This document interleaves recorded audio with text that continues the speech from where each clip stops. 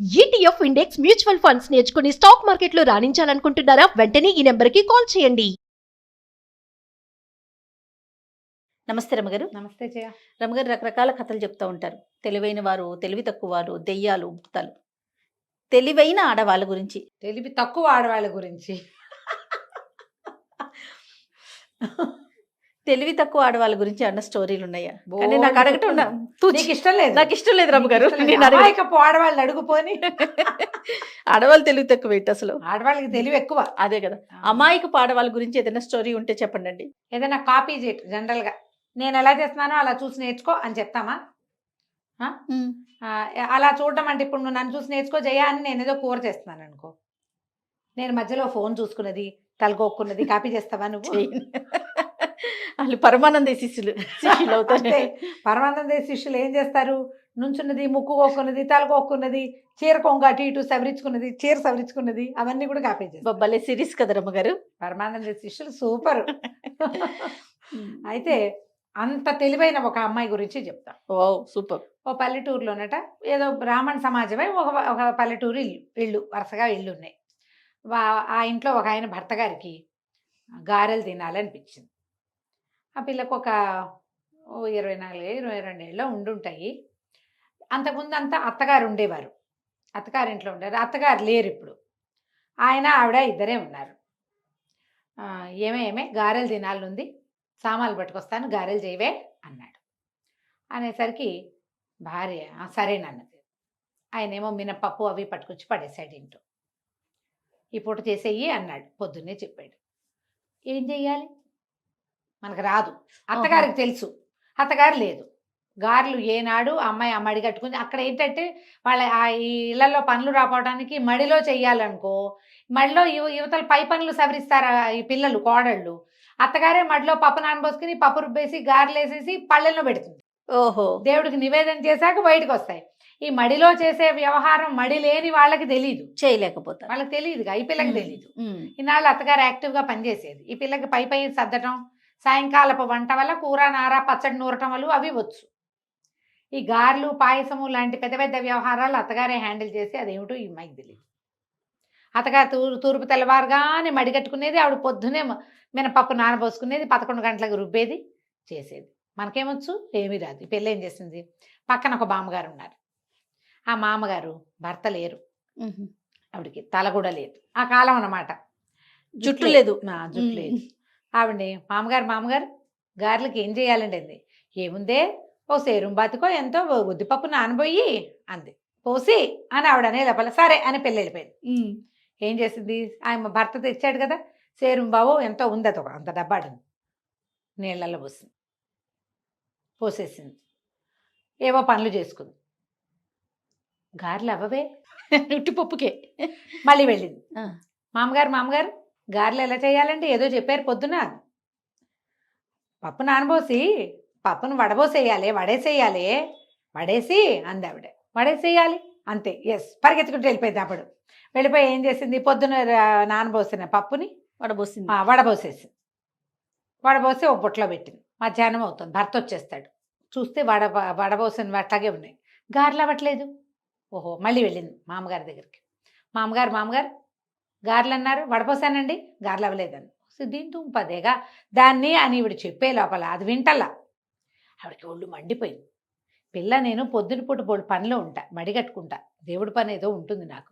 ఇంట్లో పని చేసుకోవాలా, మా ఇంట్లో ఎవరు లేరా, నేనే వాకిలు ఉడుచుకోవాలి, నేనే వాకిలు కసు ఉడుచుకోవాలి, ఆవుకు పాలు తీయాలి, ఇన్ని పనులు నేనే చేసుకోవాలి. ఇది 3 సార్లు పిలుస్తుంది, అది పిలిచిందని నేను గోడ దగ్గరికి వెళ్తాను, చెప్పే మాటేమో విందు, దీనికి ఇంత కావరమా అనుకుని రోగం కుదర్చాలని ఏముంది, పప్పు ఎంత పోసావో అంతకు 2 ఇంతలు నీళ్లు పోసి పొయ్యి మీద పెట్టు, వస్తాయి గారెలు అని వెళ్ళిపోయింది. ఆవిడ ఇదంతా ఆలోచించి ఏం చేసింది? అలాగే అన్నము కూర వండేసింది, పక్క పెట్టింది. ఇంకా గారెలే కదా, మినపప్పు ఎంత పోసాం? సేరుం బాతిగా, 2 సేరుం బాతికలు నీళ్ళు పోసి గిన్నెత్తి పొయ్యి మీద పెట్టింది. పొయ్యి ఆరేదాకా ఉంది. గారెలు అయిపోతాయి అనుకుంటుంది. మూత పెట్టేసింది. మనకి ఇప్పుడు గ్యాస్ స్టవ్ అనుకో, కళపెళ్ళలాడి కొంతసేపటికి పళ్ళెని తోసేసి నురుగొచ్చేస్తుంది. అవును. పూర్వకాలపు పొయ్యిలు ఏముంది, మనం ఎగసని దొరికిపోతే మంట నిదానంగా చల్లారిపోతుంది. అవి ఉన్న వేడే, కొత్త వేడి రాదు ఇంక అందులో. మధ్యాహ్నం అయిపోయింది, భర్త వచ్చేసాడు. ఏమే అయినాయి గారెలు అంటే అయ్యే ఉంటాయి అంది. సరే ఏమిటో అంటోందిలే అని పెట్టేయి అన్నాడు. ఈవిడ ఏం చేసింది, ముందు కంచం పెట్టింది, పప్పు కూర వేసింది. ఆయన అన్నం తిన్నాక ఈవిడ ఒక బౌల్ పట్టుకొచ్చింది, చేతిలో పెట్టింది. పట్టుకోటి బౌల్లో గారెలు తెచ్చిపోస్తానంది. తెచ్చిపోసటం ఏమిటో ఈయనకి అర్థం కాలే.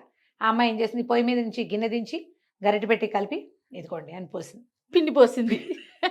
తెల్లపోయి ఇవేమిటే ఇదే పనే అన్నాడు.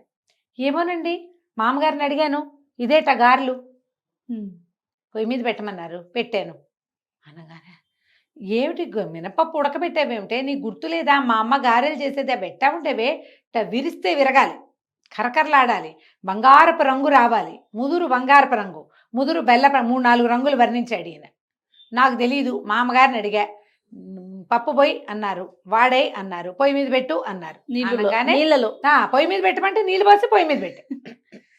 నేను అన్నాడు అట్టా కాదు, మొదటి నుంచి చెప్పన్నాడు.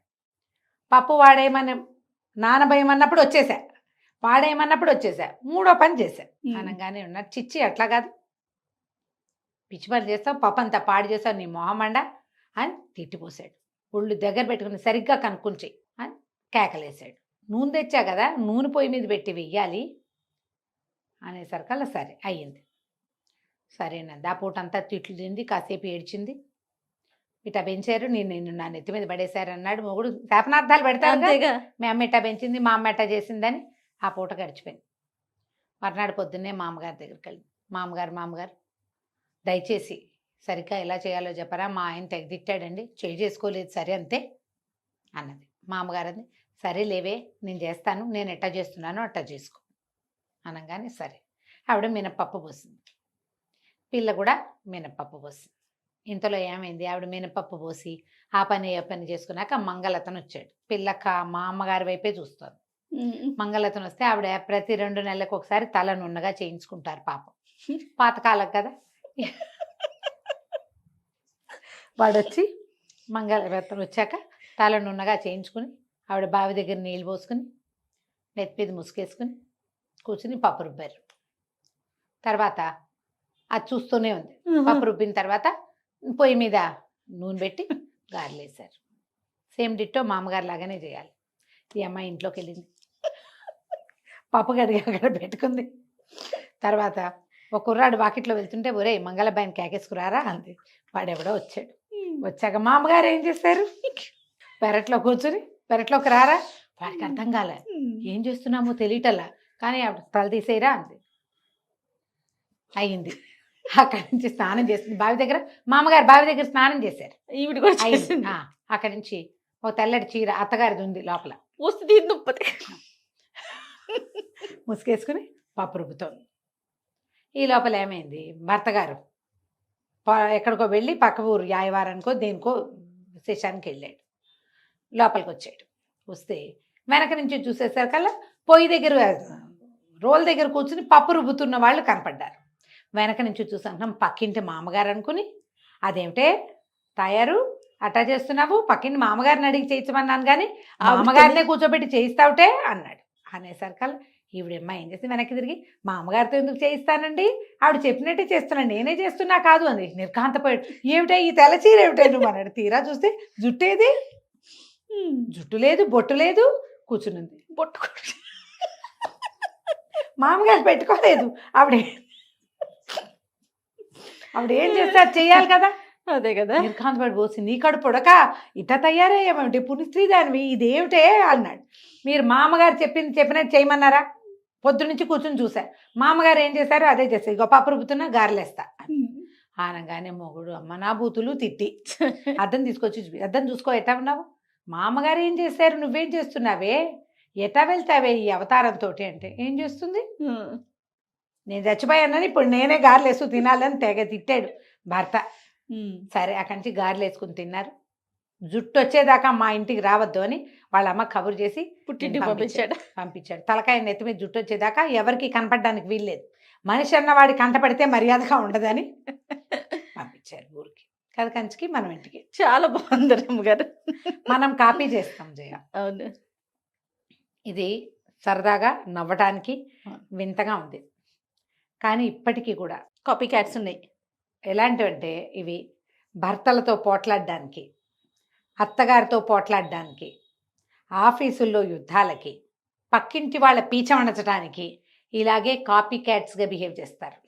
అవతల వాళ్ళు ఏం చేస్తున్నారో చూడరు. ఇప్పుడు అత్తగారు గయ్యాళిదనుకో, అత్తగారు గట్టిది, తెలివైంది, ఏ ఆట ఆడినా తన వైపు తిప్పుకుంటుంది. ఆవిడతోటి పోట్లాడాలో గొడవ చేసి నీ హక్కు నువ్వు లాక్కోను. అత్తగారు నాబోటిది అన్నీ ఇచ్చేస్తానంటుంది. నాతో కూడా పోట్లాడితే ఎట్లాగైతుంది? అత్తగారితో పోట్లాడాలి అనే ఒక్క కామన్ రూల్ తీసుకుని బిహేవ్ చేస్తారు ఆడపిల్లలు. అన్ని అత్తగారు ఏం మాట్లాడినా తప్పులు చేస్తారు. ఆ అత్తగారి దగ్గర ఏ తప్పు ఉండదు, ఆవిడ మామూలుగానే ఉంటుంది. వీళ్ళకి ఏంటంటే వాళ్ళ అమ్మనో అక్కయ్యనో చూసి, అమ్మ అక్కయ్య వాళ్ళ అనుభవం వేరు, మన అనుభవం వేరు. ముందున్న దాన్ని Influence చూసి అవుతారు. పెట్టు కదా, చూసి మనం ప్రవర్తించాలి. ఈ సరదా కథని జ్ఞాపకం పెట్టుకోండమ్మా. మీ అత్తగారులతోటో, మీ ఆఫీస్లో వాళ్ళతోటో, మీ పక్కింటి వాళ్ళతోటో ఎవరో చేసినట్టు చెయ్యొద్దు. దానిని బట్టి మనం ప్రవర్తించాలని తెలుసుకోండి. సందర్భాన్ని బట్టి కదా, అంతే. అవతల ఆలోచించండి. వ్యక్తులను బట్టి కూడా. వ్యక్తుల్ని, సందర్భాన్ని బట్టి మనం ప్రవర్తించాలి అంతే రమ్మగారు. కదా. ఏదేమైనా కథ మాత్రం భలే ఉంది రమ్మగారు. రైట్ అండి. నమస్తే. నమస్తే.